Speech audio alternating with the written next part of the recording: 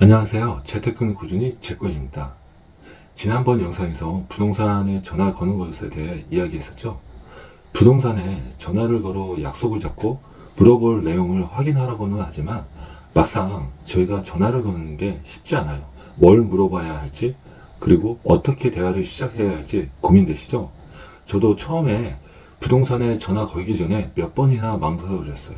엉뚱한 질문에서 시간만 뺏는 건 아닐까 걱정됐었는데, 하지만 이런 두려움을 극복하고 나니 전화 한 통으로도 많은 정보를 얻을 수 있다는 것을 알게 됐어요. 오늘은 전화 임장이 두려우신 분들을 위해 콜 포비아를 극복하고 성공적으로 임장하는 방법을 알려드릴게요. 끝까지 보시면 분명 도움이 될 겁니다. 그럼 이제 전화 임장이 왜 중요한지, 그리고 어떻게 하면 더 자신 있게 임할 수 있는지 하나씩 알아보도록 하겠습니다. 부동산 임장 전에 꼭 해야 할 것 중 하나가 바로 전화 임장입니다. 요즘 언택트 문화가 확산되면서 직접 방문하기보다는 전화로 정보를 얻으려는 경우가 많아졌죠. 하지만 콜포비아, 즉 전화통화에 대한 두려움 때문에 전화를 꺼리는 분들이 많습니다. 특히 부동산 소장님과 대화할 때 실수할까봐, 또는 초보 투자자로 보일까 걱정하는 경우가 많아요.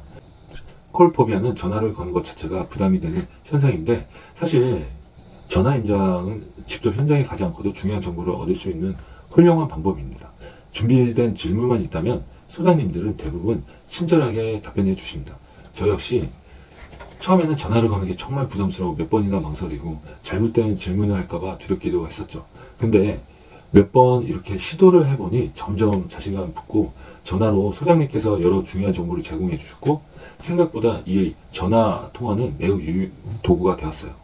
물론 전화를 통한 소통이 여전히 부담스러운 분들도 있을 겁니다. 하지만 중요한 건 실수해도 괜찮다는 거예요. 전화를 걸기 전에 질문 리스트를 저희가 미리 준비를 하고, 이런 중요한 통화 내용은 녹음해 두세요. 이렇게 하면 두려움이 줄고 자신감 있게 임할 수 있습니다. 저는 직장 다니면서 경제적 자유를 빨리 달성하고 싶어서 이렇게 부동산에도 관심을 가지게 되었어요.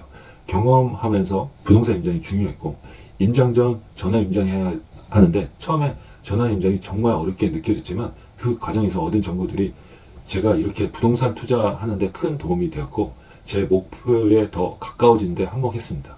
전화 한 통으로 많은 정보와 현장 갔을 때 소장님과의 대화가 더 자연스럽게 이어져서 좋은 물건을 받아 수익화하는 데 도움이 되었습니다. 그러면 이제 전화 임장 전 준비에 대해서 알아보겠습니다. 준비만 잘 되어 있다면 콜 포비아도 충분히 극복할 수 있어요. 제가 직접 사용한 방법을 공유할게요. 첫 번째로는 매물 정보 확인입니다. 네이버 부동산에서 매물을 미리 확인하세요. 시세, 전세가, 매매가 등을 미리 파악하면 훨씬 더 준비된 상태에서 전화를 걸 수 있습니다. 두 번째로는 질문 리스트 작성입니다. 이 매물의 시세는 얼마인가요? 현재 세입자가 있나요? 전세 시세는 어떻게 되나요? 등 중요한 질문을 미리 적어 놓으면 당황하지 않고 질문할 수 있습니다. 세 번째로는 전화 녹음하기입니다. 어렵게 긴장하면서 전화 통화를 마쳤는데 끊고 나서 기억이 잘 안 나면 안 되니 통화 내용을 놓치지 않기 위해 꼭 녹음하세요. 나중에 다시 들으면서 중요한 내용을 확인할 수 있어요. 전화 임장을 준비하셨다면 이제 본격적으로 전화 임장을 어떻게 해야 할지 알아볼 시간입니다. 저는 크게 세 가지, 투자자, 세입자, 매도자 세 가지 입장으로 나눠서 설명드릴게요. 이렇게 하는 이유는 입장에 따라 질문과 대화 방식이 다르기 때문입니다. 첫 번째, 투자자의 입장입니다. 안녕하세요, 사장님. 네이버 부동산 보고 땡땡 단지 매물 보고 연락 드렸습니다. 나와 있는 게 매매가 6억 2천만 원인데 이 매물 아직 거래 가능한가요? 실거주가 아닌 투자 목적으로 보고 있어서 투자금이 저는 적게 들어가는 게 좋을 것 같은데 요즘 해당 아파트 전세 시세는 어떤가요? 땡땡 어기면 전세 맞출 수 있을까요, 소장님? 또는 계약갱신권 쓴 물건일까요? 추가로 수리할 부분이나 잔금 일정을 길게 잡아줄 수 있나요? 등 질문하시면 더욱 좋습니다. 두 번째로는 세입자 입장입니다. 안녕하세요, 소장님. 다음 달에 이사를 계획 중인데 땡땡 아파트 현재 전세 시세가 궁금합니다. 어떻게 되죠? 그러면 교통편이나 주변 편의시설은 어떤가요? 언제 제가 입주 가능한가요? 저희는 세달뒤 천천히 입주하려는데 해당 물건 가능한가요? 세 번째로는 매도자 입장입니다. 안녕하세요, 선생님. 집을 내놓으려고 하는데 최근 매매 시세 얼마나 받을 수 있을까요? 제 물건이 고층인데 현재 네이버에 올라온 금액보다 조금 더 받을 수 있을까요?